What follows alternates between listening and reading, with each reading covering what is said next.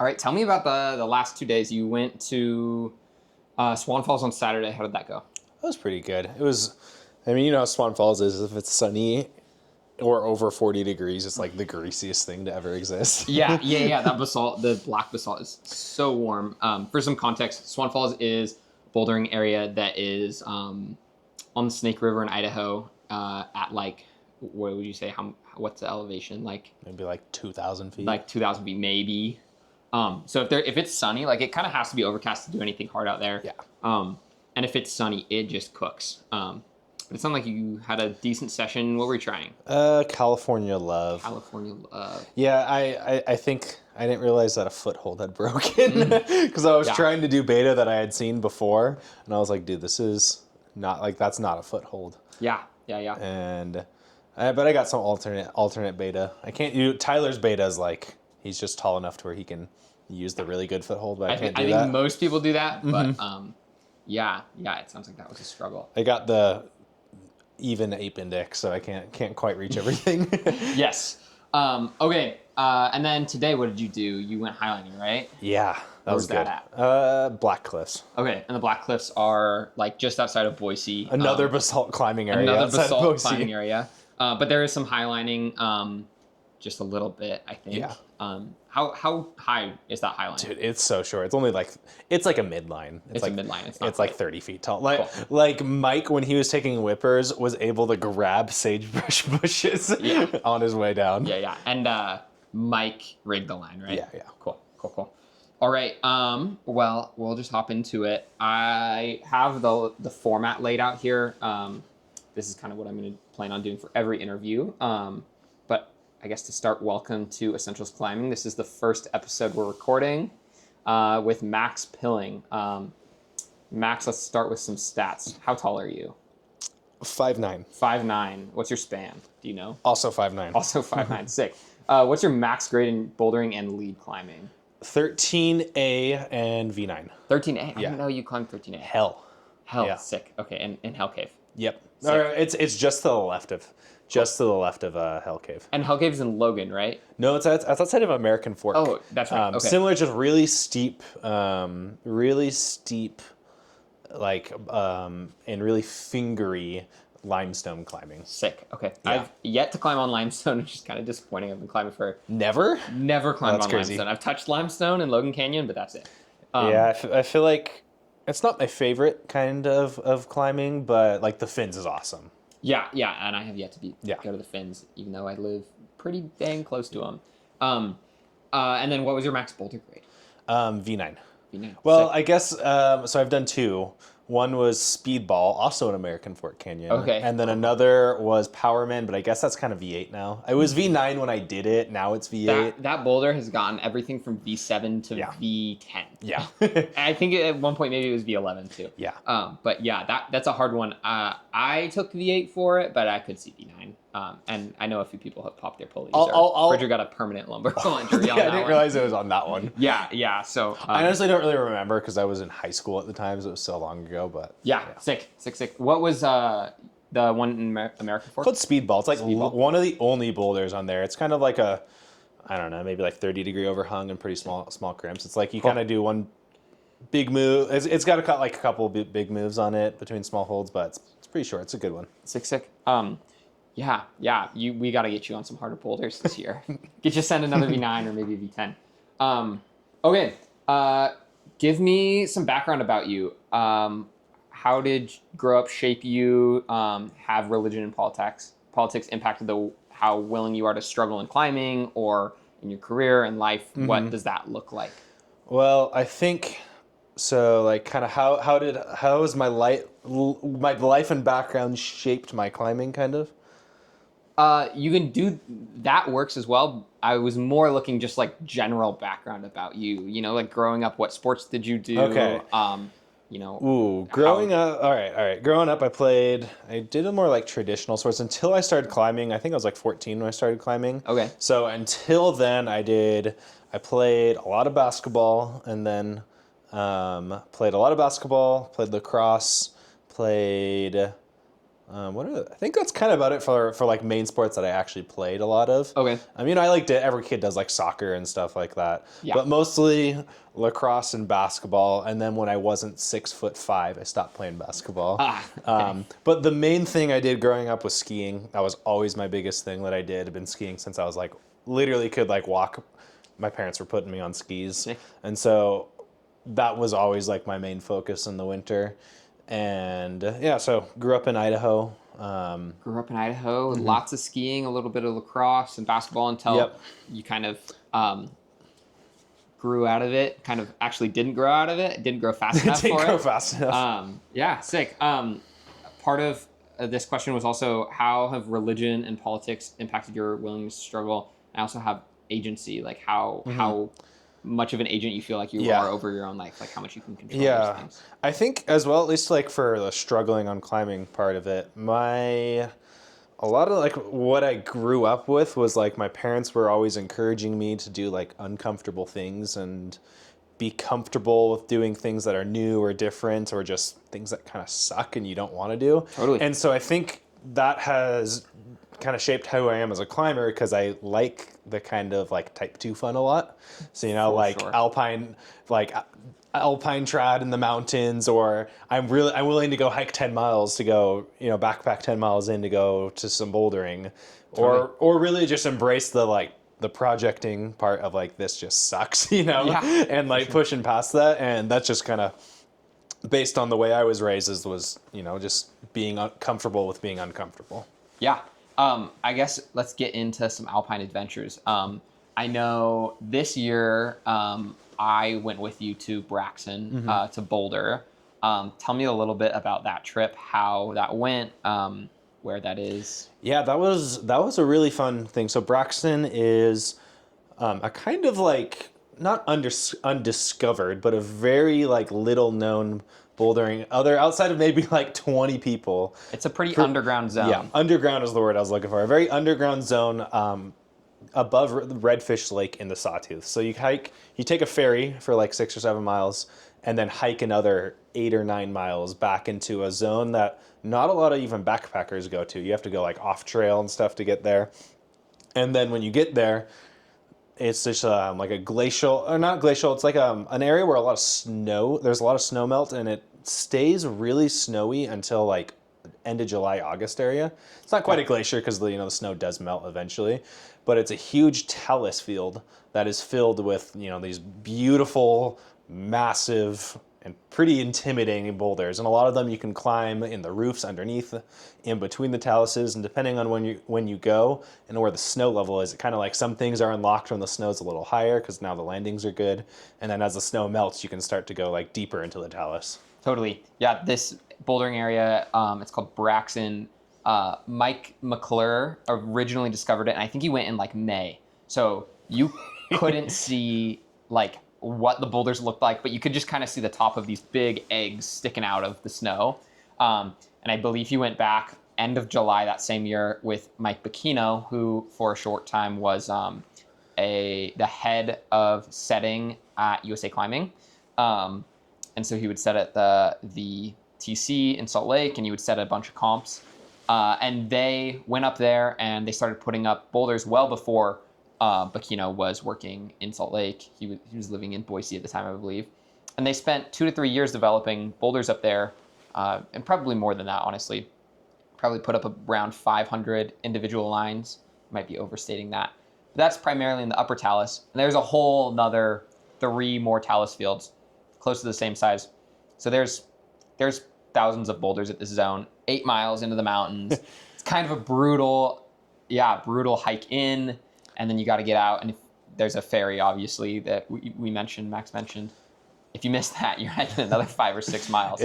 It's also really, really beautiful. You're kind of like tucked in to all these like really huge jagged mountains. That's why the Sawtooths are called the Sawtooths, is because it's like, it looks like the serration on a bread knife or something. Yeah. And it's just super jagged, all these really cool peaks and stuff around you. And on top of that, the lakes around it are fairly well trafficked, but this specific area, last time we were there for 4 days, didn't see a single person, which was also part of the coolness. Literally nobody. It's crazy. Tell me about your experience actually climbing there. Did you manage to do some boulders? How did you find the rock quality? Yeah, what did you like? What did you not like? I mean, sadly, the things I really wanted to do were still covered in snow when we went there, but so we'll have next time we go there, have to go a little bit later. But the stuff I did hop on was really awesome. The rock quality was amazing. I didn't send anything too hard. I did like a bunch of random like moderates around, and then tried a couple of like the 9s and 10s and 11s. I'm not at the point where I can climb those in a couple sessions yet, but the rock quality is really cool because it's like this golden granite with it's got like the lichen on it, like a really dark like lichen. Yeah, it's like black or like a super dark Yeah. green. But it doesn't look like, it's not like something you can brush off either. It's like embedded in the stone, and it's this golden granite, so gold and black, and it kind of looks like the same coloration of Joe's Valley, but granite. I was gonna say that. Yeah, it's like Joe's orange and black, but it's golden black, almost like the same golden as Bishop. You get these huge black streaks running through the rock. Yeah, it's beautiful up there. And it's like solid too. So it's like it seems like it almost climbs a little bit like Squamish granite, to where it's like bigger features instead of like lots of like little individual holds. So it depends on what part of the talus you're in, but it's a little bit like blockier, I'd say. Yeah, I would say it tends to be feature climbing. I know, like there's pinches up there, which is really strange for granite climbing. I feel like pretty often you don't get too many pinches. It's a lot of small crimps. Like you got that cool pinch on Synonym. Yeah, that pinch on Synonym is the one that I'm specifically thinking of. But also, I think that prow that you and Bridger were working, I think it was 6 to V8 range, probably. I think it was an 8. An 8 is what it is, yeah. Yeah, weren't there a couple pinches on that one? Yeah, it was like some like weird like sloping like nubs almost. Yeah. So it produces like crazy features for granite. And it's out there for sure. Tell me about the time that you and AJ missed the ferry after having done Elephant's Perch. So my buddy, for reference, like I work as an electrician full time, so I'm normally like weekend warrior, and this was we hiked up Saturday because AJ was coming in from out of town, so we didn't get there till like Saturday morning. And so Saturday we went up into the Sawtooths, which is about 2.5 hours from Boise, and took a ferry and then hiked. It's only about like 2 or 3 miles from where the ferry drops you off up, but it's a couple thousand feet of vert, so it's pretty steep. So we go up there, hang out for the day, and the next day we do this really classic climb up Elephant's Perch called Direct Becky. I think it's 12 or 13 pitches, and it's rated like mid 511. Is it bolted or is it trad?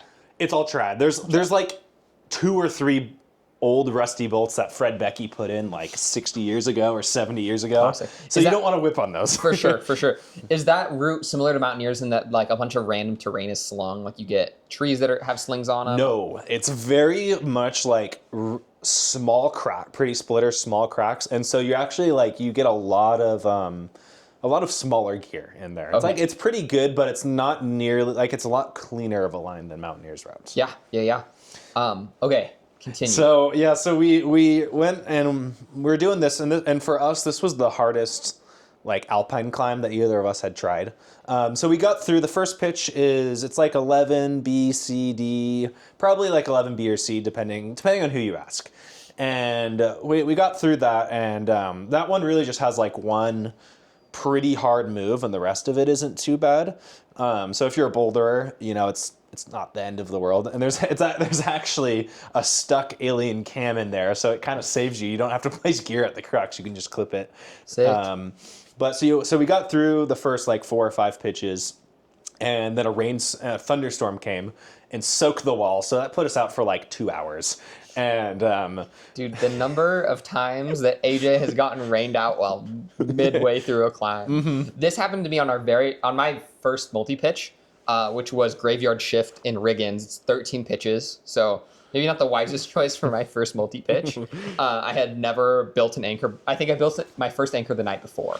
Just like, let's figure out how to do this. You also got the FA of it, or the first free ascent. I got the first free ascent of that one, which I think goes at 12A. I don't know if it's been repeated though, and it's kind of crumbling. So, actually, it has. Ryan, who works the desk at Asana, he recently did it. And he said it felt tricky, but he also was like, there's not a lot of feet left. Yeah, we got about halfway. I think we were on pitch 6. It was a little late to bail. We maybe could have like engineered some single rope rappel all the way down into a gully, but it just started coming down on us. And we were like eating lunch on this ledge, and it wasn't supposed to rain. And I was like, what the hell is going on? So AJ definitely has been rained on a good few times. Yep. Okay, so halfway through So the route, that put us out for like 2 hours, and then so we do the rest of the climbing, and the climbing's very sustained. So like it's like a lot of the climb, it's all around like the 511, 10 plus to like a mid 511 range, and so like we get to the top and we're just like kind of wrecked and stuff, and we're at the top much later than we anticipated because of the rainstorm, and also we had to kind of wait for it to dry out because it was like I was like slipping out of the crack and stuff. Right. And so we miss our ferry and have to hike the extra like 6-ish miles back home. To rewind a little bit, this is Sunday, so you guys have work in the morning. Yep. You and I think AJ had taken Monday off. AJ lives in Portland, or Oregon. So he has from Idaho, what, a 12-hour drive, 10-hour drive?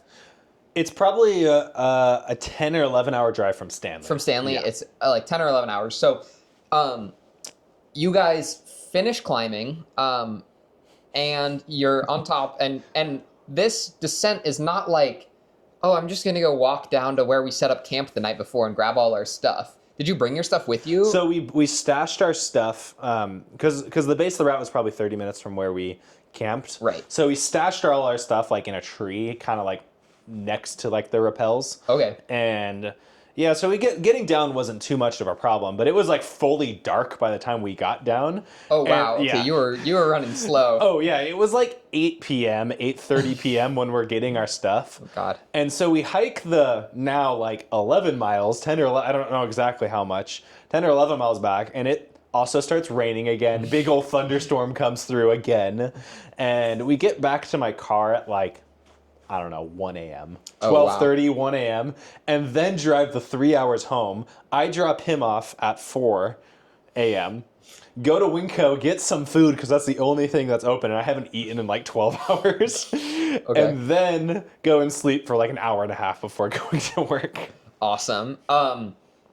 Okay, so just to rewind a little bit, what exit did you guys take? Did you take the wraps on the right side if you're lookers right or climbers right? Yeah, so we went around to lookers or climbers right, and then down the goalie. And the goalie's like, it kind of sucks. Dude, it's awful. You're sliding around in there. Yeah. There's big boulders. Yeah, not fun. And then you know you get to a rappel tree and just it's one rappel on a 70-meter rope. Yeah. Well, I would just like to say I did warn you about missing the ferry because earlier that year I went to do Mountaineers route, which was one of my first trad multi pitches, but I had maybe not one of my first. Probably I'd done 5 or 10 trad multi pitches at that point. But it was my friend Bennett's first time ever climbing on trad, leading on trad. He had top rope placed trad gear like a month before, and he was like, oh, I got this. I can place trad gear. He did not, in fact, have it. I did not know this. So we, it was bad. But we learned, and we sent, and his phone could text people in town that he knew because he lived in Stanley over the summer. So we ended up missing the ferry, getting there at 9, getting to the boat ramp, and it was like just getting dark. And on the way down, he had texted someone and was like, hey, send the ferry. So we got the ferry. We didn't have to hike the extra 5 miles, which would have sucked. It's not a very fun hike because it's so monotonous too. I can imagine it being what 12:30 or 1 in the morning. You're soaking wet. You're trudging through the forest. It's pitch black. You have like no idea how much further. The only light.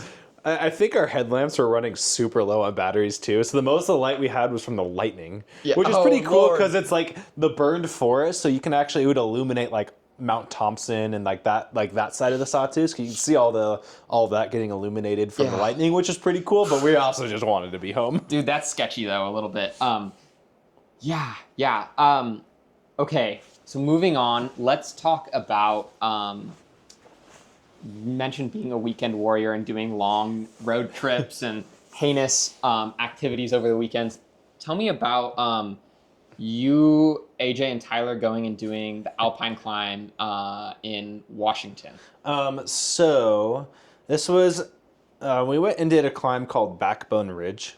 I don't know if it's classic or not, but it's on Dragon Tail Peak above Kolchak Lake in the Enchantment. So it's in like a really classic, really popular zone. We left Friday at like 3 p.m. I think I got off work just a little bit early. Went all the way there. Got there Friday at like 10 or 11. Went to bed, started hiking at 2 a.m. and didn't get back from doing the entire climb till 3 a.m. the next day. Okay, so 24 hours of 25. suffering. 25 hours. The reason it took us so long is because, well, we weren't attuned to, to like the fix and follow system yet, and we also we just didn't have enough like micro tractions and rope sewing devices to make that work. So we did it with 2 ropes and would have the leader go up and then belay 2 people at the same time. This was Tyler's first like real trad multi-pitch for the first Alpine experience. I think it was...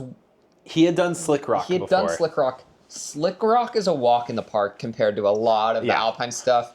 And where Slick Rock is like really pretty easy. You're on the wall for 5 or 6 hours. You just bring a liter of water. Your biceps aren't cramping to the point where you can't open your arms by the end of the climbing day. It's Slick Rock's pretty easy. And the approach isn't bad, right? The approach to Slick Rock was like a half mile. How long did you have to hike to get to this? I didn't think it was that bad, but I also am a pretty good hiker. But I don't know, it's maybe like 5 miles and like 3,500, maybe like 3,000 feet of vert. It's not the worst. Like you can get to the lake in around an hour if you're a really quick hiker. And then maybe it takes another 30 minutes to get to the base of the climb from there, maybe 40 minutes from there. Because then you kind of have to like go up some talus field and also cross part of a glacier and some steep snow to get to it. It just took us a little while because we had a party of 3. And there's a lot of like loose scrambling to get to the base of the climb. And then the main thing is the crux is like a splitter off width. So, I like off width climbing, but Tyler it was his first off width ever. Yeah. So it took a little longer to figure out how to off width climb. Then it's a lot of climbing after that. It ended up being really cool though, because we first, like the last like 5 pitches are like awesome. It's like the super cool fin formation where it's like you're following like a series of like crack systems that are awesome. And then at the top, we were up there for sunset, which was just magical because it's like you could see like Mount Rainier from up there, and it was worth it to have it be longer because we got to hang out on the summit at a really cool time. And then you got a couple rappels, and then you have to hike down Asgard Pass, which is awful. That thing sucks. Yeah, that's not fun. And so you're talking about the hike to like Kolchak, right? When you said the hike, that hike should not take any normal person around an hour. Max and AJ are some of the most fit individuals when it comes to hiking that I have ever met and probably will ever meet.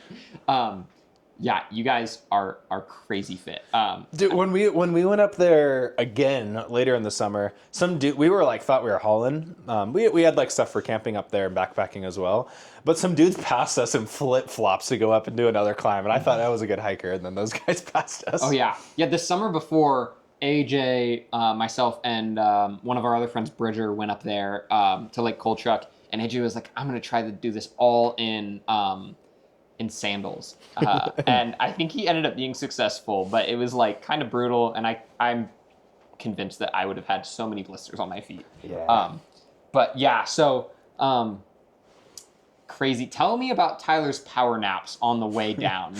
I don't know if I would describe. I think it was actually all of us taking power naps. Okay. On the way down, because after we did the Asgard Pass, which is maybe I forget if I think it's around 2,000 feet, maybe 1,000 of just really steep, kind of cliffy terrain, and you just are like kind of just on the scree and kind of scree skating your whole way down. And so we did that. after having the whole long day that we've had. And after we got to them, we were just bonked. We're like, dude, this sucks. I want to be home. And yeah, then after that, you kind of have to navigate through like a big boulder field to get to where the trail starts. And so by the time we got onto the actual trail, we were like so tired because we had like 2 or 3 hours of sleep the night before and then had already been up for almost 24 hours. And so we kept taking like every like mile and a half, we'd sit down for like 5 minutes and take a little power nap and then get back up again. And I think one time we almost fell asleep, like full on almost fell asleep. And we probably would have woken up the next morning. But we kept taking little power naps for like on the way down until basically the last like 2 miles. And then we were like, all right, we're going back. That's funny. Yeah, Tyler, talking to him after that trip, that was really his first like brutal alpine experience, and he said that he was like at all times ready to fall asleep while standing up. Like it was brutal, and I can't imagine. I mean, 25 hours straight of physical labor, just like let's do this. It would have been the main limiting factor as why it took so long is because we were using 2 ropes. Now with that perspective, what I would do is have the leader, and this is what we've done for just normal multi-pitches since, but with 3 people, have the leader fix the rope and then have just 2 people rope soloing on the same rope. Yeah, we just didn't have enough micro tractions to do that. Did AJ buy a micro traction, or I think he uses Ryan, I believe is his name. His older friend that he does like all these heinous things with. Yeah, he steals his micro traction. Yeah, and we should all get another micro traction. I think we all need to get another micro traction. Yeah, then we'd be chilling. We'll use Tyler's discounts. I have good discounts too. Yeah, and so just like there's also a lot of rope drag on this route, and we were also doing a lot of simul climbing, which like was kind of weird with like 2 ropes, you know. Yeah. And so it would just be better to do a fix and follow system in the future. The struggle is then it's really hard. I guess it wouldn't be that bad to simul climb because you just put the micro in between the 2 or like ends or you just or you do like just solo. An alpine butterfly just solo just free solo. If you're simul climbing, I wouldn't. The only problem if you put an alpine butterfly, and I guess this is the same with the micro traction, is it's just going to run into the draw, so your lowest follower is just going to be like taking massive whips if there's any traversing. And luckily there's not a ton of traversing on that route. But when AJ and I went back to do some harder routes on other climbs in the area, we had our system a lot more dialed to where it was like way more efficient, which was nice. Yeah. Tell me a little bit about that trip. What did you climb? I think you had told me you were going to do a link up, but there was going to be some heinous weather. And then I didn't hear much after that. What happened? So a couple of weeks later, well, actually it was like maybe like a month and a half later. Yeah, I think it was like 6 weeks or 8 weeks later. Yeah. It's quite a ways later. But kind of like the beginning of the fall, we went back up into the enchantments outside of Leavenworth. And this was just AJ and I, and we ended up doing... so we went onto, in the Kolchak Lake area, there's about like, I don't know, maybe a 1,300 foot wall on the left of it. And we did a climb called the Scoop. And what makes that balanced Kolchak is what the rock is called. What makes that area cool is that there's a cool boulder like perched on the very top of the cliff. And so we did this climb called the Scoop. That was really cool. It goes at 11C. And maybe, I don't know, 11, 12 pitches, something like that. And it's a really cool thing because the crack that it's named after, it looks like someone took an ice cream scoop and just scooped out a portion of the wall. And so it's got a really cool splitter overhung dihedral crack that kind of, it goes up at like, it starts slabby and then it's convex, and so it goes back out and tips back out. Really, really cool. We did that climb, and we were using our fix and follow system, so we had it dialed, which was nice. And went to the top, and then actually ended up climbing that boulder. It's like a V2 on top of there, and slept on top of the peak, which was magical. That was so cool.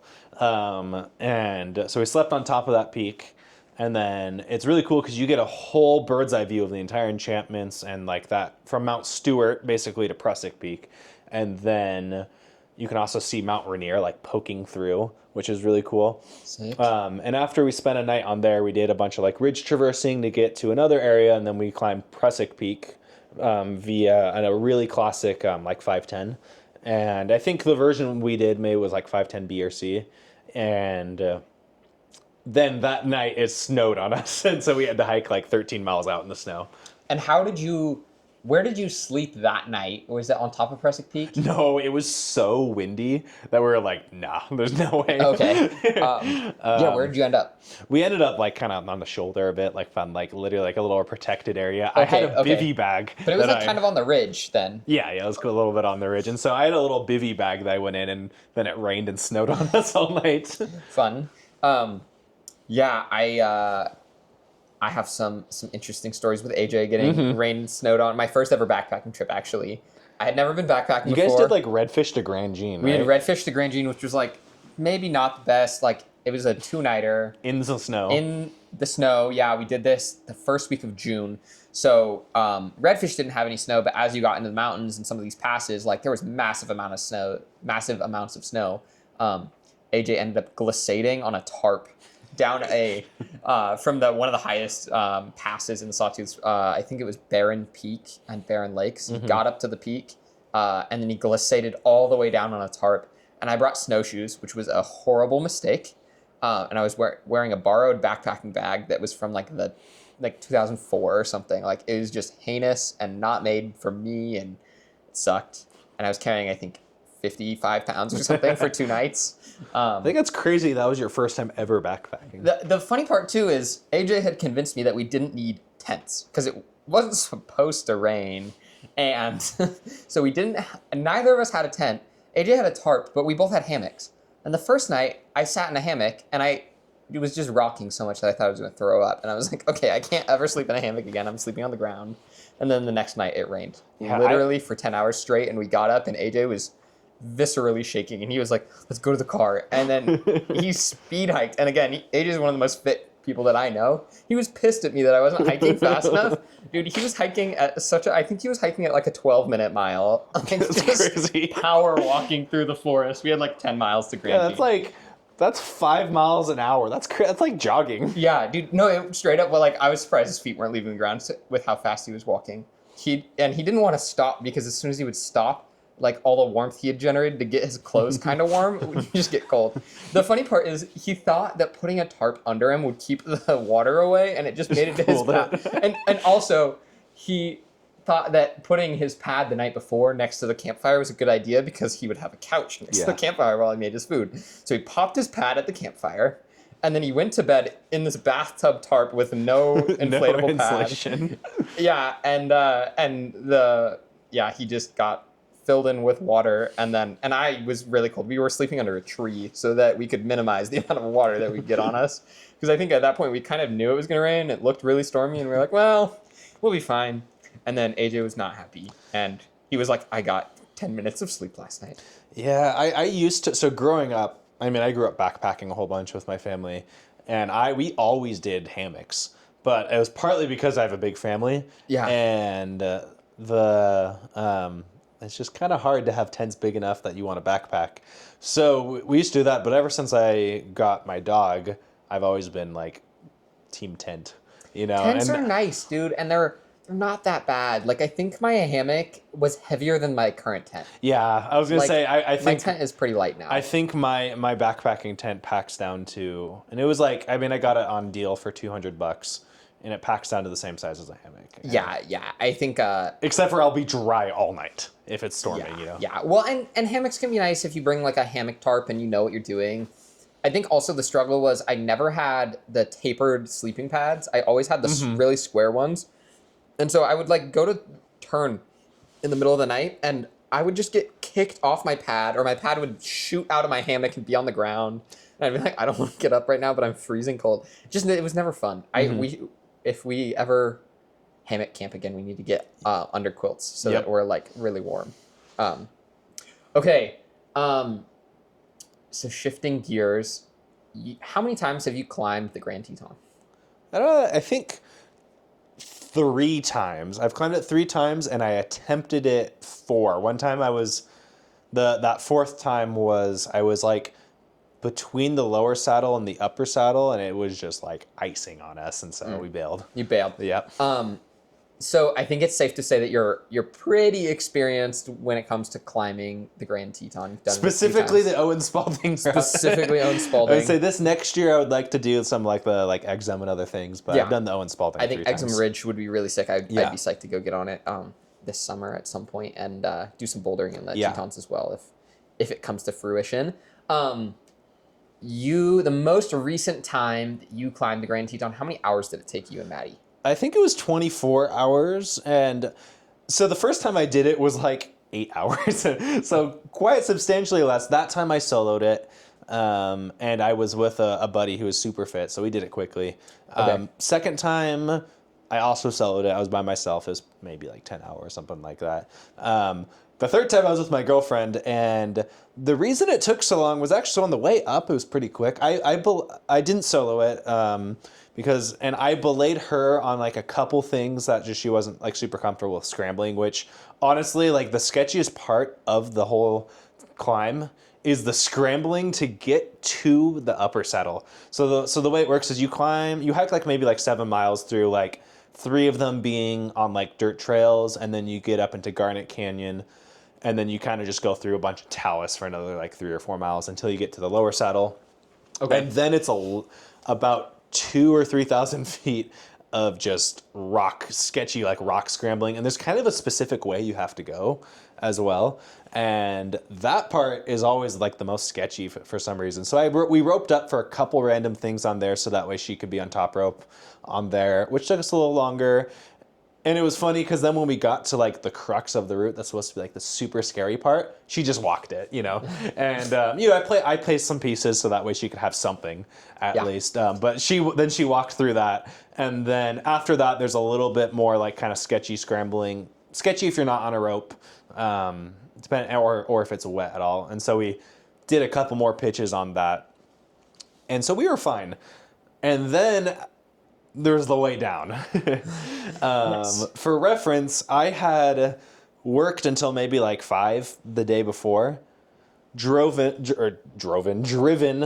all the way to like, I don't know, the 4 or 5 hours to Jackson. I think it's more than 5 hours. It's probably I think like 6 hours to the trailhead. 6 to 7, yeah. It's pretty far. And, sorry, I have the brain rot. You probably got there to like around midnight, right? Yeah. So I got there around midnight, and then just started hiking basically immediately. So I had 0 sleep. She was able to sleep on the way there. And after we got to the top, we were fine. And then as soon as we got done with the rappels, I just bonked. And because, I'd been up for like almost 40 hours at this point. And, we cruised down. We cruised down like all of like the rock scrambling that it is get down. And what really took the while is from the lower saddle back to the trailhead. I remember like the last like 3 miles, I was like hallucinating. I was so tired because I'd been up for like 48 hours at this point. And so it was a 12 in the morning to 12 in the morning the next day excursion. Classic. Yeah. Yeah, I think that just sounds absolutely miserable. And you were up for... I was up for like 48 hours. More than that, probably. Probably like, a little more. What, 7 in the morning to 7 in the morning? No, like close to 40 hours, I think. Yeah. But maybe 41. That's crazy, though. Yeah. It's like, that's you've got a lot of sleep deprivation in the tank. What are some strategies you use to stay awake, or that you have learned that you need to use because you forgot to do it? And I think what I do is I just distract my mind. I'm like, I have a high propensity to have suffering, so I'm pretty good at just being uncomfortable and dealing with it. So what I will do is I will just like pick a song and like I'll be like Beethoven's Fifth Symphony, and I'll just like go through that in my head, or I'll go through like All Star by Smash Mouth, like not so specifically, but just random songs, and just go on repeat for an hour until I think of a different song, and that's kind of what goes through my head when I'm doing those things, and so I'm kind of focused on not how tired I am, or how much my legs hurt, or how much my feet hurt, and it's all good. I find that I try to do that, and my mind definitely wanders when I'm in a little bit less pain than 24 hours and about to fall asleep. I'll go like when we hiked to Braxton, that 8-mile hike. It's not too terrible. Your It's mind really can not kinda the wander. worst hike, but if you have a bunch of gear like pads, it wouldn't be super fun, but it's not terrible. But I can't imagine just, I'm gonna sing some random song in my head. Beethoven's Fifth Symphony is so That's so funny. The brain rot has gotten to you. It's kind of like brain rot and classical music. Yeah, Child. I'll just go through. I'm like, dang, I'm gonna do "Oh Darling" by the Beatles on repeat for a while. Like songs that I like know most of them, you know. Or what I do a lot is like piano songs that I'm like currently playing, you know. Yeah. I'll be like, oh, like this random Zelda song. I'm gonna replay that in my head, and Or the How to Train Your Dragon. yeah, or theme. the How to Train Your Dragons theme, and Yeah. it goes through, and it really takes your time off of it. It helps like the time pass a little bit. Also, doesn't hurt when you're in really pretty places that you can look around, you know. But when it's dark, Oh, I feel like when most of the it's hiking, dark- most of the time when I'm hiking, it's in the dark, and you're climbing in the daylight, and you're hiking back in the dark. Dude, I think the last time that I had an experience like that where I was like just really tired and I wanted to not, I wanted to be back where I You wanted was, to be like back asleep. asleep or wherever. I was on a family vacation in Orlando. My parents were like, "Let's go to Disney World," and I was like, "Oh, I guess I'll go."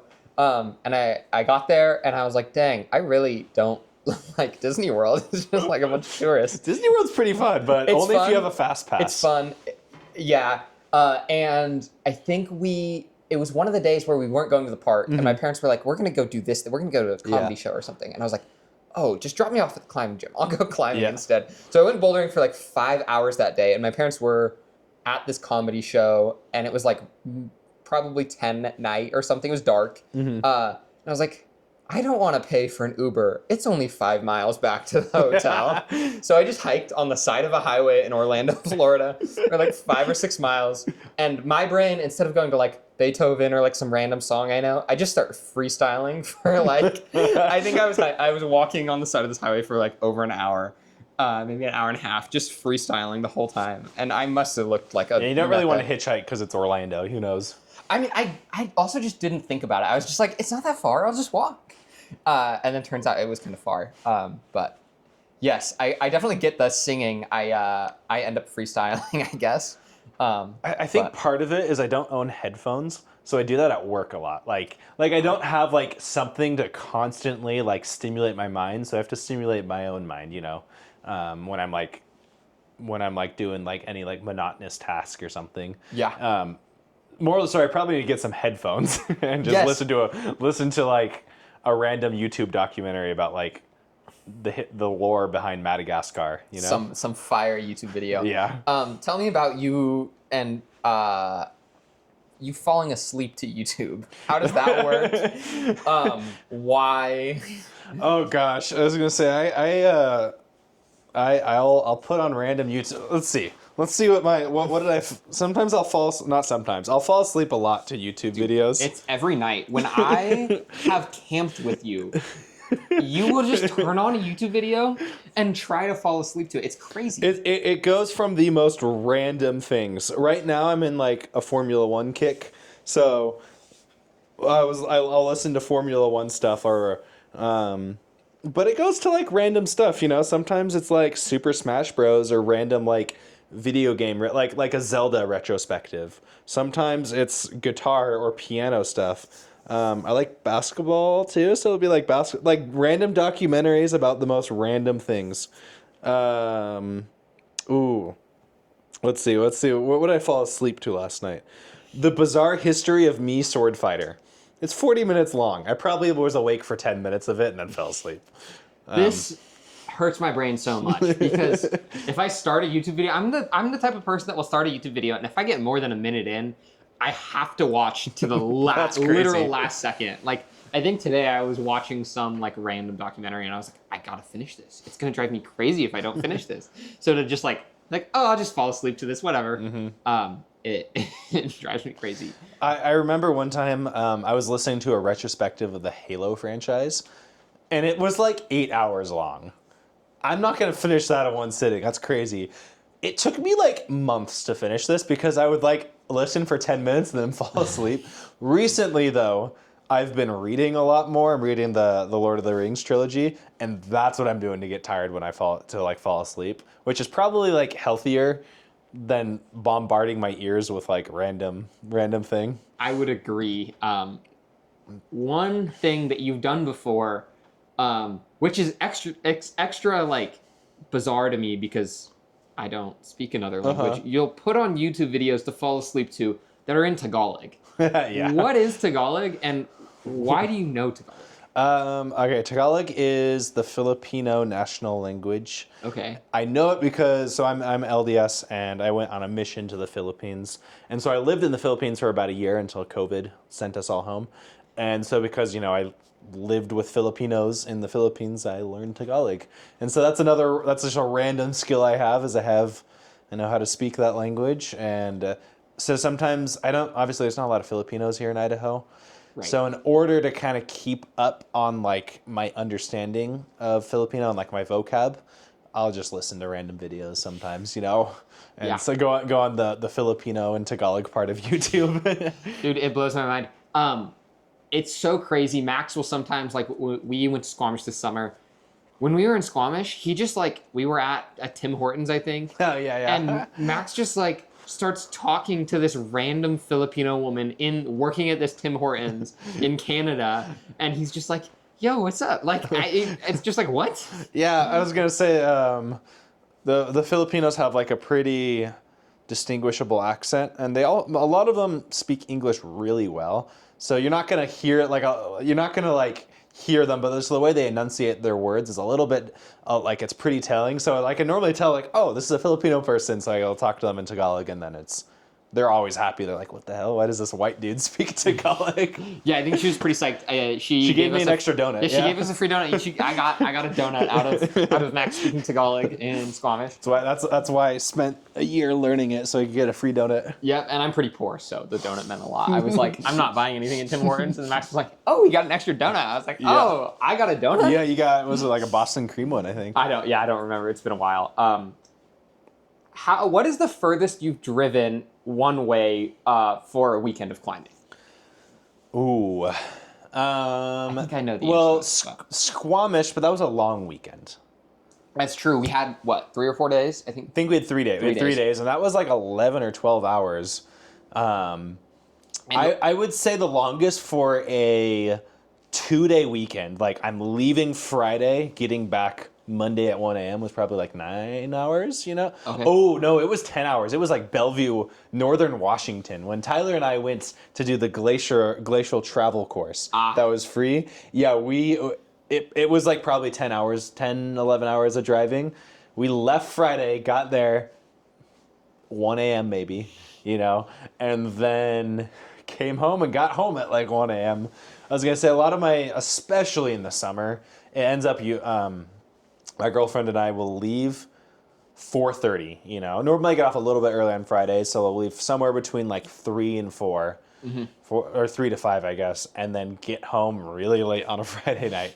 Really late on Sunday night. Or early Monday morning. Yeah, or early Monday morning. Yeah, you, for how much amazing climbing we have within like 3 to 4 hours in the state of Idaho, you love your, 8 to 10 hour drives. Yeah, it's like when we went to Joe's Valley for a weekend. Joe's is an 8 hour weekends drive. ago. And you just out there, or Squamish for a long weekend. And Leavenworth. I am guilty of this as well. I don't think I've done Leavenworth in a weekend. I've only been to Leavenworth once, and we had like 8 or 10 days. But yeah, I've gone to Vegas. I've gone to Joe's. I haven't done Vegas yet. I really want to go to Red Rock. Dude, Red Rocks is good, and it's 10 hours, so it's the same as Squamish. So if we get a long weekend, maybe... I thought it was 12. 10 isn't bad, no. 10 is not bad. Bishop isn't too far. We haven't been to Tahoe. Tahoe, Bishop, and Yosemite are the ones I really... And Tahoe probably won't happen this winter because it's winter. Well, because it's winter, yeah. And they get a lot of snow. That's one thing I am excited for is come in like the fall, like late fall and winter. Suddenly it's like, oh, I'm going to Tamarack to go ski. Yeah. Or I'm going to Riggins to go climb, and it's like suddenly it's much closer. It's like this weekend was the first weekend I was in Boise for a whole weekend in forever. Yeah. And so it's like suddenly I'm like, oh, this is nice. I have my Friday nights back. For sure. Okay, let's shift gears a little bit into some chat about bouldering. What is your mindset around progression and how much you're willing to sacrifice, like, your enjoyment of climbing to like just get a little bit better? I know, like, for example, I have spent like up to 8 or 9 days. Actually, maybe on Listen, I spent like 10 or 11 days like pushing my physical and mental limits. And I know some people that I've climbed with won't go back to a boulder for a second day. Like, where do you lie on that spectrum? How much do you prioritize progress in your bouldering or sport climbing versus like fun or adventure? Or... I think I actually enjoy the progress. So like training or like kilter, like right now I'm really psyched on kilter boarding, and it is getting me stronger. And so I actually kind of enjoy, like, I don't feel like I'm like sacrificing my enjoyment of climbing. I think the only thing that I'm maybe really sacrificing is a little bit less time yapping between tries. Because sometimes, it's like we've all been guilty of like talking a little too much. Like, dang, I haven't like tried in 10 minutes. For sure, yeah. I think that's the only thing I got to sacrifice a little, but it's not, I feel like most of the time it's like, it's pretty enjoyable for me to like do the training part, and especially like board climbing is fun. Yeah. What I have noticed though, is I definitely like doing mostly trad climbing and alpine climbing in the summer. Your bouldering strength kind of tanks a little bit, For sure. but then it's a little different because you're progressing mentally with like your head game for leading and not getting scared and stuff. But for bouldering, I feel like in order to progress, I don't really necessarily need to like suck out the fun of it, Like I enjoy the training part. Yeah, and I feel the same way. I think, and that sacrifice doesn't always come in the form of like, I'm never gonna have fun climbing. Yeah. This is only work. An example is like Logan. I think you know Logan. Yep. He dropped out of high school and got his GED so that he could pursue climbing as a career, because he was like, I don't want to do anything else. Yeah. I just want to climb. I don't know how this could possibly change. I'm going to drop out of high school. I'm going to start making climbing holds. I'm going to start working at the gym, whatever. And now he saved up some money and he's taking a break to go do, next 4 months, do as many climbing trips as he can, get really strong. So sacrifice isn't always like, oh, I'm going to suffer at the gym, but like, oh, I'm going to like quit my job and live in my car, like a lot of people do that. And that's how a lot of pro climbers get there. I think what I'm trying to do is put myself in a position to where I can take more time off and have a little bit more freedom over my schedule. I don't necessarily want to sacrifice like having a good job, but also I'm trying to structure my career around being able to go do these fun things. And luckily right now I'm at an ability where I can kind of take time off when I want, my boss is normally cool. I'm like, hey, I'm taking Friday off, and he's like, all right, sick. For sure. But my main goal with being able, like starting my own electrical company is so that way I can put myself in a position where I'm like, if I want to go have good temps on Wednesday, or I know there's good temps on Wednesday, I'm going to go to the highway boulders on Wednesday, and climb. Totally. And so I'm kind of trying to like structure the rest of my life to be conducive with like doing these like climbing harder and, going out or skiing when it's a really good powder day. Yeah. I don't think I'll ever be I want to quit my job, but I want to put myself to where I'm like, oh, because my girlfriend, she's a teacher. So like, it would be awesome if I can put myself in a position to where like, oh, maybe I don't work for June, Yeah. And or then like we go climb around whatever destination we want to. Totally. Yeah. And Maddie, your girlfriend doesn't have too many obligations over the summer, obviously being a teacher. So it'd be awesome to be able to chill out and take some time. I know you lived in Utah for a brief period of time. Tell me a little bit about Idaho bouldering versus Utah bouldering, or climbing in general. Maybe some alpine climbing in Utah versus alpine climbing in Idaho, and how things are different, and how things are maybe better in Idaho versus why some things are better in Utah. I think I like Idaho climbing better. Not necessarily because it is better, but I think it just has a tighter knit, smaller community. And so when you go to the boulders and you see a car, you're like, I know whose car's that is. You're like, oh, that's Dustin, sick. Yeah. That's one thing I really like. And it's also every time you go to the gym, you're like 10 people, 11, or even more now, like people that you know. In Utah, it's a little bit harder. It's like, if you climb at Momentum, it's like, your friends who climb at Momentum might be at one of the 5 Momentums or the front, or the quarry. You know, it's like there's so many different ones that like it gets spread a little bit, and it's such a big climbing community that you don't know as many people. Totally. And I found out that in Utah, just like it has amazing world class climbing, but it's so readily accessible to where there's not as much of a sense of adventure. Yeah. Whereas in Idaho, it's like a lot of the times it's like you're texting one of the guys who developed it and be like, hey, can you send me a pin for this boulder? Totally. Or you're going out and like exploring on your own and finding new stuff. I felt like in Utah there's a little bit less of that. There still is obviously a lot of developing. The desert's like massive there. Yeah, and I think also the Uintas have some new zones, and I heard a lot of the bouldering in the Uintas is like basically roadside. It's like you drive up on these weird alpine roads, and you're just like at the boulders. Yeah, there's a lot of cool stuff up there. I haven't done much there, but a lot of it though, it's like here you can be kind of privy to the development that's going on because it's so much tighter. So if like, you know, someone's developing this zone, like you kind of hear about it or they'll tell you about it. Whereas there, you don't know the people who are developing it because there's 15 groups developing different little things, and you know, if you're not a part of one of those groups, you don't know. And there's so many people in Utah. I think you really have to be in with that crew. You have to be in with a crew, or just be ridiculously strong, you know, to be like in those like posses that climb those things. And so I like Utah climbing because it's good. You got Joe's Valley is phenomenal, you know. Yeah. You've got like, you know, all the stuff around St. George is really awesome. All the desert, like Indian Creek I love Indian Creek. Yeah, and Mose and Moab and American Fork was really fun. And Little Cottonwood Canyon is also amazing. But it just like it was all developed. You know, a lot of it was developed in like the 80s and 90s and early 2000s, and then, you know, Joe's Valley has been around for so long.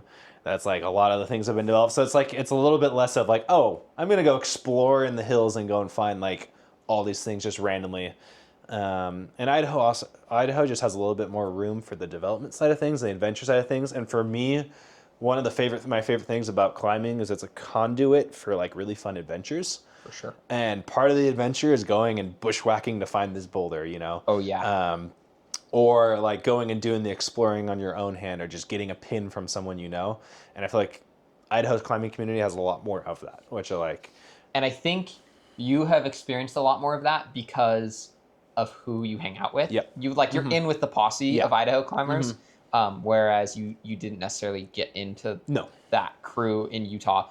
I will say, it was kind of weird.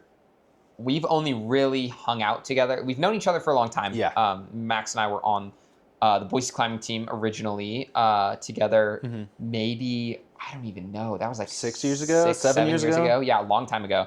And so we kind of like we knew of each other, but we never hung out. I don't think we ever climbed outside of practice together. And then he moved back to Idaho from Utah, and our friend AJ had just moved maybe 6 months earlier, 5 months earlier. I feel like it was like a month or two before. Maybe it was a couple months. It was like not that long before Max had moved to Idaho, and me and AJ were hanging out a ton when he was living in Idaho. So when he moved, and Max kind of came in like a couple months later, Max kind of replaced AJ for a little while. I was just like, okay, cool, we can kind of do whatever. And I think part of what helped was before AJ moved away and Max moved here, I was living on campus at BSU, and so me and AJ were like basically neighbors. I would just be like, okay, AJ, I'm gonna go do this thing, and he'd be like, okay, I'll join, or whatever. So that's kind of how we started climbing together a whole bunch, and you know, we got a lot of climbing in together early on. I remember we were going to Swan a lot. I would say, I think even though, and so especially like you, Tyler, and Bridger are a lot stronger than I am. I was gonna say most of us are very down. There's like, oh, want to go to Canada? Yeah, you know, it's like very much we're always like down to go do things. And it's really nice that Maddie is a climber, your girlfriend, and that she's willing to go, because it seems like Tyler and Carmela is Tyler's girlfriend.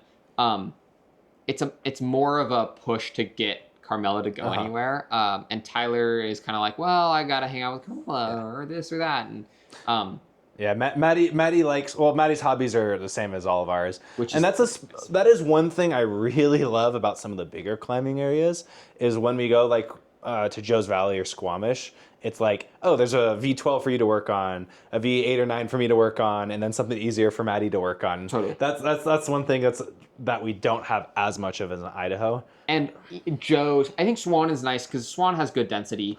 Yeah. Just because Yesterday house. at Swan was really nice because it was like it's dense. For sure. Another thing with the Utah climbing, the accessibility is really nice though. Like Yes. being able to like go every day after work outdoor climbing is pretty sick. You And know? I think in Idaho, it's starting to get that way.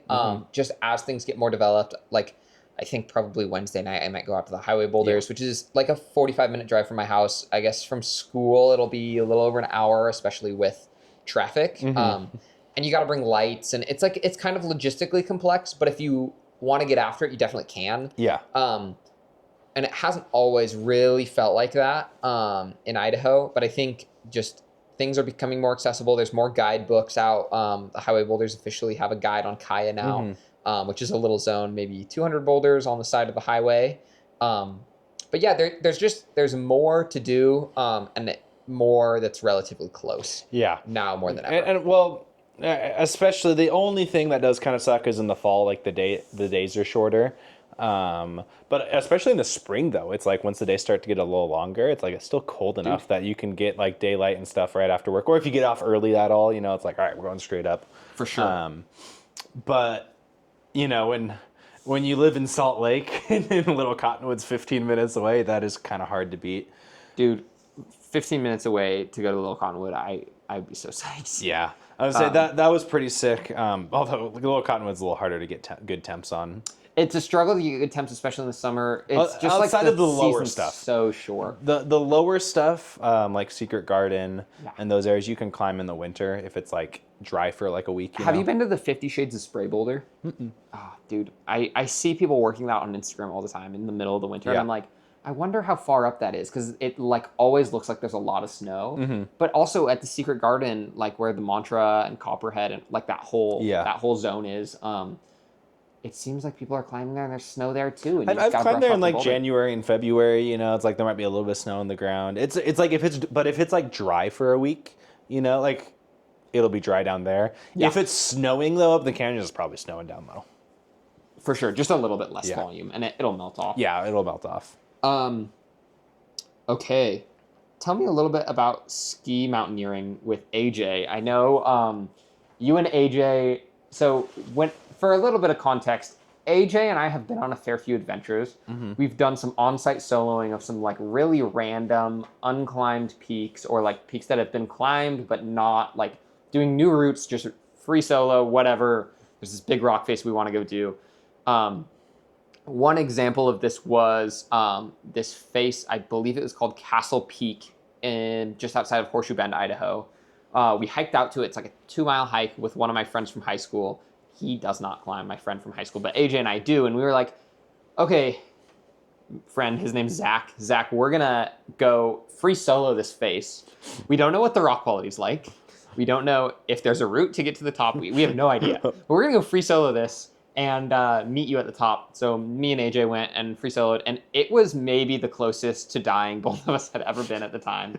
It was absolute choss, like kitty litter rock, pretty it was a slab, but not comfortable. I think there was like a dihedral move to like the crutch was probably like a V4 boulder problem. That's insane. It was like, and then maybe I'm remembering it as being way harder, but we were in tennis shoes and we were sketched out, and we ended up obviously living. But then last winter, Max and AJ went into the Sawtooth, and the trip report that I got back was, wow, that was the sketchiest thing I've ever done and the closest I felt like I had ever been to dying. So sketchier than that adventure that I had with AJ. Tell me about that trip a little bit. So that trip was, we did a long weekend where, so AJ, we had a couple peaks in mind and like pretty classic couloirs we wanted to ski. And so AJ comes in, he gets into Boise at like 11 or 12 Friday night. And then so we drive to Stanley. I actually went to bed super early so I could sleep until he got there. Woke up at 11. We drove there and had maybe about an hour and a half to like sleep in the car before we started. So I wasn't like 100% sleep deprived because I took a nap earlier in the day. But we started, at like maybe 3 a.m. and we were doing this peak called McGowan. Or is it McGowan? I think it's McGowan. I think it's McGowan. I've only known it from you telling me, so I think it's McGowan. Anyway, there's a really classic couloir on the north end of it, and depending on ski conditions, it can either be like, it's maybe like 55, 60 degrees, and if it's filled in and nice and snowy, it can be not chill, but not like, oh my gosh, I'm gonna die. Or it can be like a thin strip of like runneled ice that's gonna suck in your. And when we went up there, we got really firm and runneled snow conditions. So like basically there was like a groove from where some previous skiers had gone, and the groove was shorter than both of our skis. And then they had also like shaved off the snow to make it like considerably steeper. And so just like the first like 15 feet was so like sketch because it was so icy. You weren't getting any really bite in your skis, and also you're kind of like, the groove was shorter than our skis, so it's like it was kind of like pushing you out from the thing as well, from the face. That was really scary.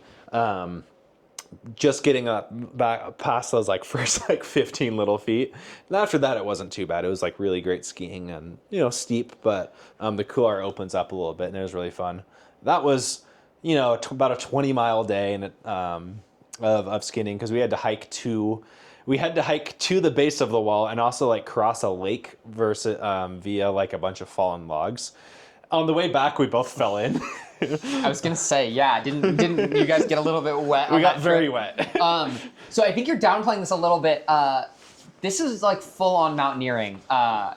You guys have ice axes in this. It's pretty steep couloir. snow. It's really steep. And I think the photo that I've seen is AJ like shaking, climbing like a full-on boulder problem with ice axes. Oh no, this is the next day. Oh, this is the next day. Okay, tell me about the next day. So, or I guess 2 days later, because we chilled the next day because it was raining. Okay. So AJ was like, "Dang, that was the scariest thing I've ever done on skis," and I thought it was definitely the most gripped I've been to, and I've done a lot of like big like backcountry jumps and stuff. But that was definitely the most gripped I've been. Next day, we do another couloir called the Petzold couloir. This one's supposed to be more relatively chill comparatively, but we get like about 50 feet from the top, and there's like probably about 15 or 20 feet of like mixed climbing where the snow has like been has basically sheared off and it's just a rock face. And AJ decides like, I'm going to climb up this, climbs up it, and then runs into a big wind drift. And first of all, we don't really want to ski in the wind drift because that definitely could slide. But also, he couldn't get up and over it. And so he climbed up this thing, was like, dude, that was like the scariest thing I've done. He was super gripped climbing, because it's like mixed climbing in your ski boots, with like, did he have crampons on, or was he had crampons. Okay, he had crampons on. But he's not very experienced in that. And then realizes once he's climbed to the top, he's like, dude, I can't go further because I'm just running into this wind drift, and he kept like couldn't really dig himself out, so he had to down climb it. Yes. I didn't do this, so this wasn't nearly. And he had skis on his back, right? Yeah. Like, dude, hauling a bunch of weight. I saw this and I was like, I'm gonna wait till he gets to the top and see what happens. Oh, maybe AJ can, So he got crazy scared and sketched out because he had to down climb these like mixed, like kind of sketchy climbing. And if he would have fallen, he would have just tomahawked out the entire couloir. AJ kind of has a fuck it, we ball attitude sometimes. And anyway, luckily he did not fall. And so we ended up just putting our skis 50 feet below the base or the top of the couloir and skied 95% of Petzold couloir. The actual skiing after that wasn't that bad. Just that little like rock section though, like 15 or 20 feet, that was pretty sketch. For sure. So that's where he was like, "Dig, that was the scariest thing I've ever done." Dude, yeah. You and AJ have been on some crazy adventures. We always get into shenanigans. I mean, like we've both done the rope swings with him. Yeah. Me and AJ highlining in 2 years ago, 2.5 years ago, me and AJ rigged a rope swing, which I don't know, we just saw how not Ryan to. Jenks. Ryan Jenks. We were like, he was like, don't do this, but if you do this, go with someone that's experienced. And me and AJ were like, well, we don't know anyone that's experienced, but We wanna AJ knew do how to it. rig a high line, so we went to the park and we like rigged a rope swing, and then we rigged the actual rope swing, and then we tested it, and we had no way to get our test dummy, which was 200 pounds of concrete, off the line. So we I didn't know spent this. 6 or 8. I think we literally spent from sunrise to sunset rigging and hauling concrete. And then at the end of the day, we were exhausted, and we rigged it again, and we threw the concrete again, like I think a week later. And AJ did the rope swing for the first time, and then I want to say like a week later, I broke my ankle. Or maybe I broke my ankle before. Just bouldering in the gym, not doing anything sketchy. Yeah. Bouldering in the gym. The week before AJ did the rope swing for the first time, I broke my ankle, and we rigged the third time, and I did it. I think I had a broken ankle still at that point, but it was like pretty chill. It wasn't too terrible.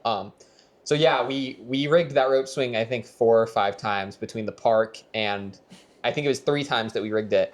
No, 4 times By before the AJ time I actually rigged jumped. it with AJ, the system was a little more dialed. The system was much more dialed, and we had a haul system, and yeah, it was much better. Yeah, so AJ and you like to get into shenanigans. Yes, AJ yes. and I think AJ just likes to get into shenanigans, and he drags everyone along. I like to get into I like to get into shenanigans too, but oftentimes it's with AJ. Yeah, AJ is the one instigating quite often. Uh-huh. Okay. So how do I segue this? The other week in the gym, Max was working out, and he was like, dude, okay, I'm about done with my workout. You want to do back yoga? And I was like, what do you mean back yoga? And he gets out his phone and pulls up these videos and just starts doing crazy stretches, like downward dog to the max. Just, I don't even know. And I guess I knew this before, but you had broken your back skiing. Tell me about how you broke your back and how that has impacted you since. All right. So I think it was in 2022. Towards the end of the season, I broke my back, and I'm still kind of pissed about this. So I was like backflipping off of like, I don't know, maybe a 45-foot cliff. And context, this is skiing, right? Yes. The reason I was doing that though is because it was a phenomenal powder day. Like type of day, like my buddy did the same cliff, landed like completely on his side because he was trying like a cork 7 off of it, Oh, wow. and like completely on his side, totally fine. Like type of day like where you just got no fall damage. So I'm like, oh yeah, I'm gonna flip this thing sick. I land on my feet and I land in a wind drift, like the one wind drifted spot, and I kind of just crumple and I got a compression fracture in my lower back. So yeah, that wasn't very fun. That put me out of climbing for about like a year. And anyway, after I get back into climbing, I was much worse because I was a lot heavier. And I'm still probably not as strong as I was beforehand, even like 2.5, maybe, almost 2 years, maybe 1.5, 2 years back from climbing. I'm probably still not quite as strong as I was then before, but it has impacted me a lot because now I've been able, because I can't quite necessarily just rely on like being super strong yet. I'm working on getting there. I've learned like how to move a lot better as a climber, and learned how to, I've also padded out my lower, like my pyramid, you know. I kind of like before was like, oh, I'm just going to go and try like mid 513s. Now I've done way more like 512s and 512 pluses and stuff. And same for like a lot more on like 6, 7s, and 8s instead of just trying like my hardest stuff. Totally. Because I was just kind of like not really physically able to do it. Yeah. But also as I've gotten stronger and stronger now, I'm getting better because first of all, I was climbing with the extra weight, so I've probably gotten stronger just from that. Yeah. But then also I've learned to move better, so I'm just technically a better climber as I'm like progressing back to where I was. And also the back yoga has helped me as well because I have to do, if I don't like do like specific yoga for it, I get really tight and it just makes work suck. And so I just have to be really on top of my stretching. But on top of that, that's made me a lot more flexible, which has helped me in my climbing just generally, you know? Totally. Did you end up getting hauled off on a stretcher? No, I skied back to my car. Okay. Because I was just picturing, I have this video ingrained in my memory of Henry, back when Henry was still with us, and AJ had encouraged Henry to go off of this blind cliff. I think it was like 30 feet. And he was like, just send it. Don't be a pussy. Just do it. And Henry sent it and snapped both of his ankles on the jump. Miracle he didn't die from doing those shenanigans. He didn't die from those shenanigans. And he got hauled off on a stretcher, and he was like in immense amounts of pain. And I have a video of AJ has a video of AJ, Henry's dad and Henry's sister all pointing and laughing at him while he's getting hauled off on a stretcher. No, I was actually more concerned about, I broke my nose at the same time because I kneed myself in the face. I was more concerned about that. I got back to the car and I'm like, oh, my back hurts. You're probably just cranked up on adrenaline after that. A little bit. When I broke my Jesus. leg skiing, this was when I was little, it was more like the stretcher. I got stretchered off when I broke my leg. Okay. I don't know how comfortable you are publicly talking about your previous marriage. Oh, yeah. Do you want to go into that? Sure, why not? Okay. We don't have to go into any details. The question I have here is, how old are you right now? 24? So you, at 24, have been married and divorced. Yep. Which is kind of crazy. And not just like oh my God, you're so old, or oh my God, you made a stupid decision. But like, what did you learn from that marriage? How are you going to approach things differently? And why did that kind of happen? Like, I think I definitely, it taught me a lot about, like compromise and being able to like, like structure my life in a way that like still enables me to do the things I want to do, but also like is compromising enough to where like I can be a responsible partner, and help them out. And, there were times like when I wasn't climbing as hard because I was having to like work more to like support and stuff like that. And that's just, that's what you have to do when you are married. I was gonna say, I probably wish I wouldn't have gotten married so young because I ended up not choosing the right person. And, we had our differences, and some parties didn't really want to work through to resolve them. And so, but it was kind of like amicable when we ended. I'm definitely like, but it's definitely like helped me mature a lot and learn, like how to self-sacrifice and stuff, and learn how to take care of someone else. And, she had like type 1 diabetes, for example, which like definitely taught me a lot about like taking care of someone else. Totally. And it was something that was very, very good for me. So I can take those things that I learned in my relationship and take them on to the next one. I definitely matured and grew a lot as a person. And, when it ended, it wasn't necessarily because someone was doing like something super wrong, but I think we just had like different life goals and life plans and stuff that were, and like I would have been willing to like set, like I was kind of in the mindset I was like, oh, like I married her, so I'm gonna like sacrifice those things, but she wasn't quite on that aspect. Looking back, I think it's very much a good thing. I've definitely been a lot more free to pursue the things that make me now.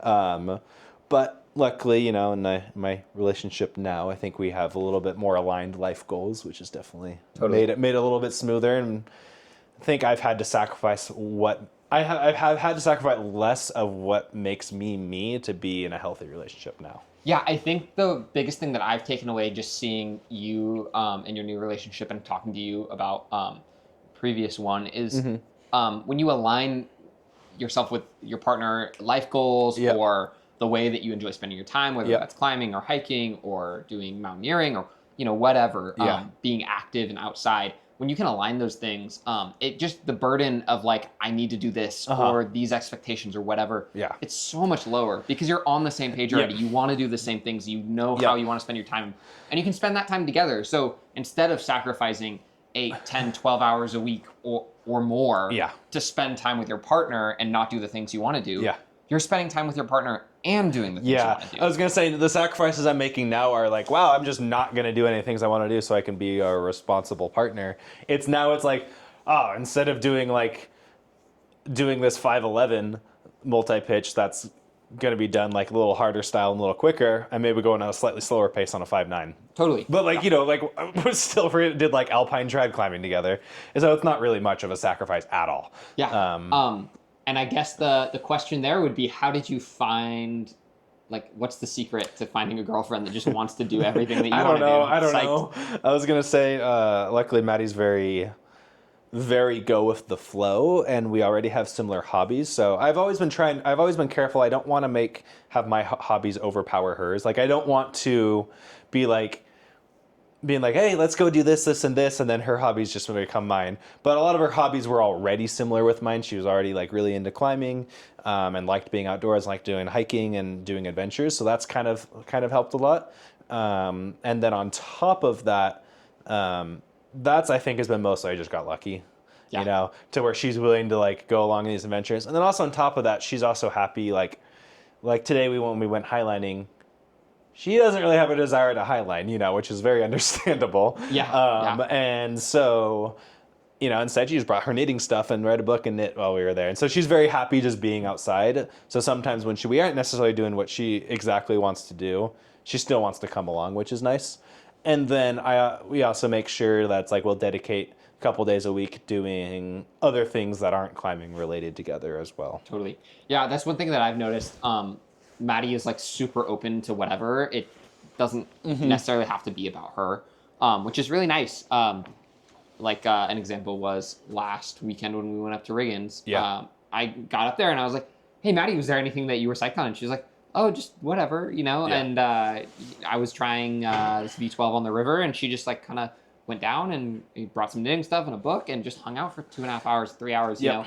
know? And she was psyched to hike with us and whatever. Like, she's down to be outside and spend time in nature I think that puts on me the responsibility to make sure, because I'm less at least at first I was really worried because I was worried I was kind of dragging her along and she didn't want to do it, and then I realized she's like kind of assured me, she's like, no, I'm happy doing these type of things, even if it's not, you know, like if we're going to try a boulder that is above her pay grade, she's happy also just hanging out. Though that's also part of the reason I like going to some of these higher density areas, is because there is a lot more stuff for her to be psyched on.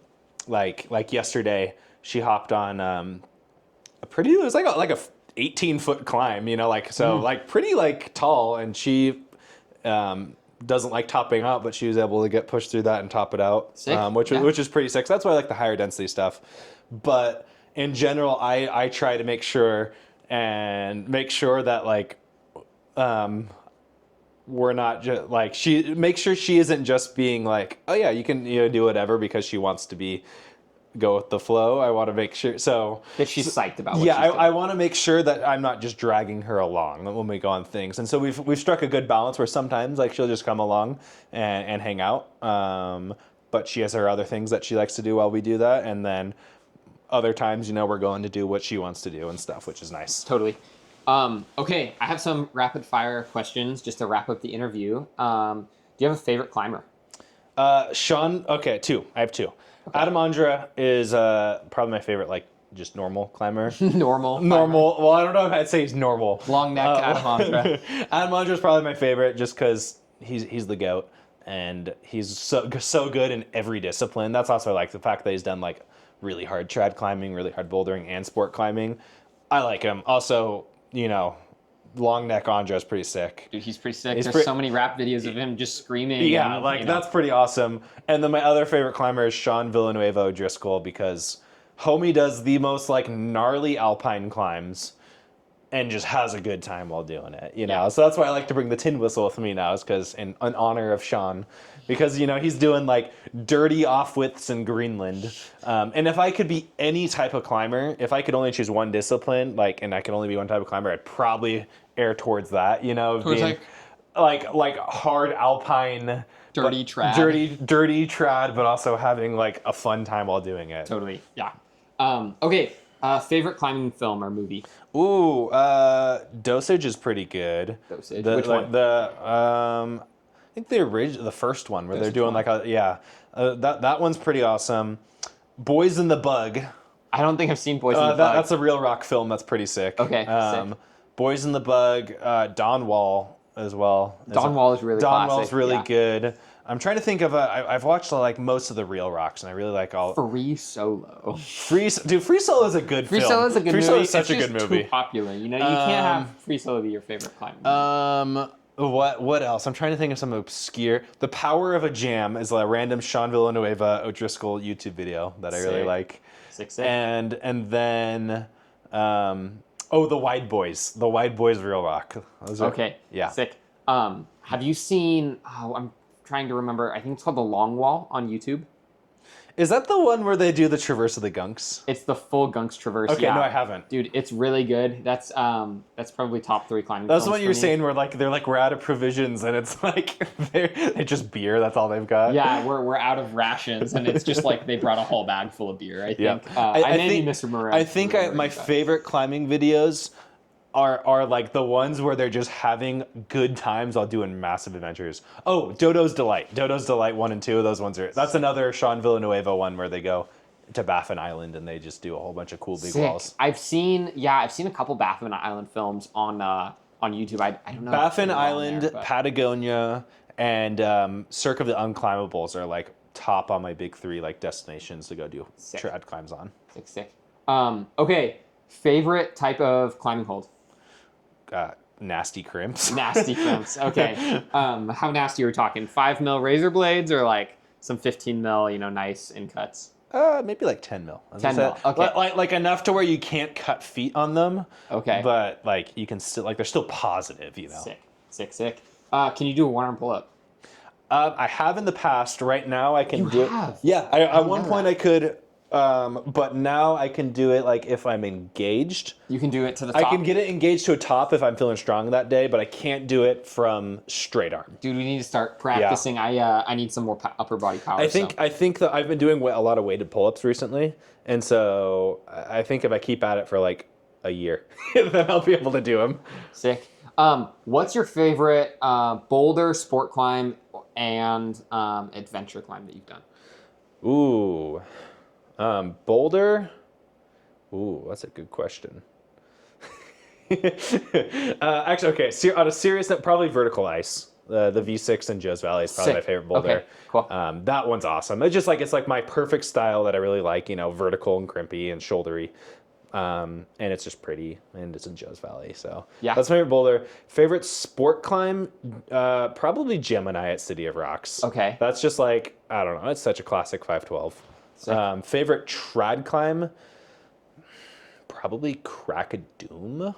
Another City of Rocks is 11C at City of Rocks, or that would be probably like my favorite like single pitch. My favorite alpine climb I've done might be it's a cross between either the Scoop on Balance Kolchak, Okay. or Vertical Overhang, which is on Lone Peak above Salt Lake City.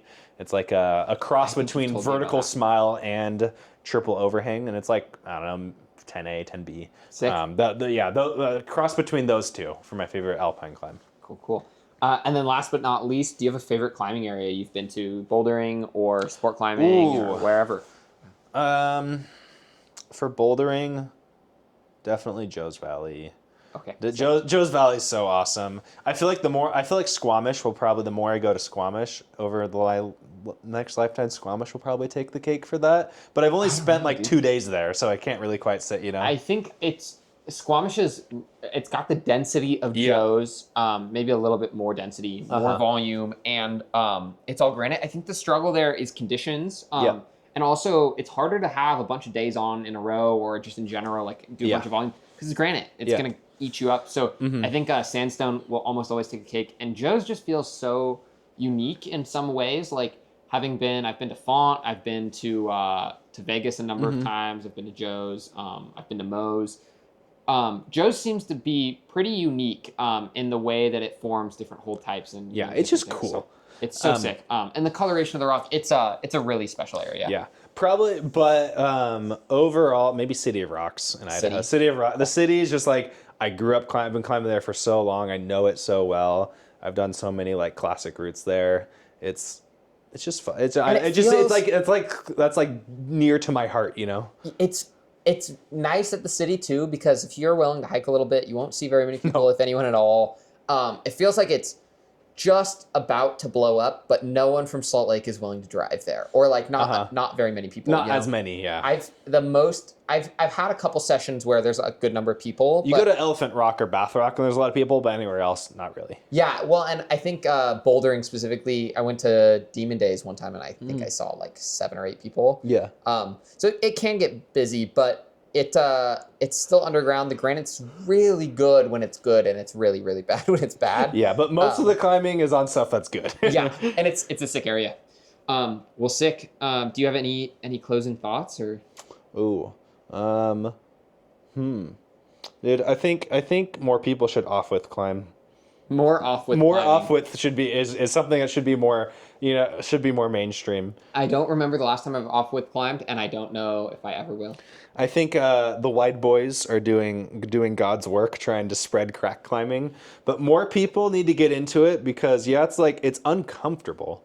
Same for just crack climbing in general, but especially off-width. It's so uncomfortable and like weird and just like interesting movement, to where it's like it forces you to think in different ways, and it's so rewarding because it hurts. Totally. And I think, I don't know, it's just like that type of climbing is so rewarding. And also, if you can crack climb, there's so much more stuff that gets opened up to you as well.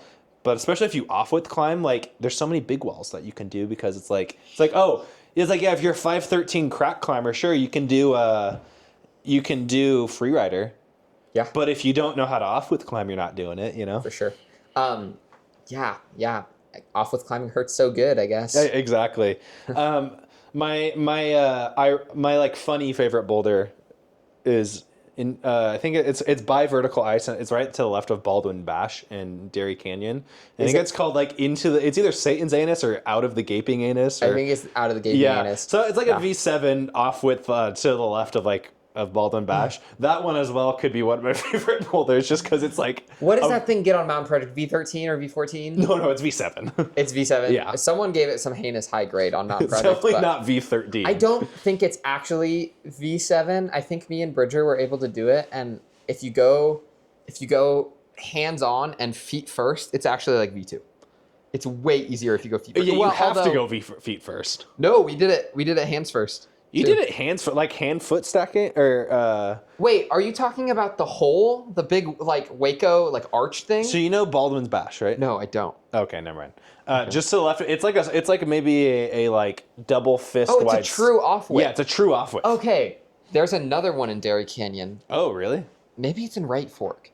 There's another weird like maybe it's not Into the Gaping Anus. I don't know what it's called, but it's literally a hole in the rock that's got like a handlebar. Oh no, grip. it's not that one. It's not. I know which one you're talking about. It's not that one. Okay. This one's like an actual like pretty splitter off-width like overhung roof, like a pretty short roof, and then it goes straight up. And the difficulty is you just kind of got to get into where you can reach one of the holds on Baldwin Bash and then flip around and go up the off-width. Sick. Yeah. I'll have to try that one this winter when I go back to Joe's. So yeah, more people should off-width climb. I think the takeaway is more people should just be uncomfortable. That's where you more grow. people, That's more where you people learn. should do things that are uncomfortable because that's how you're going to progress as a person and also as a climber. And keep in mind that Max has a propensity, as he said, for being uncomfortable and suffering. So don't go too crazy. But alrighty. Well, good podcast.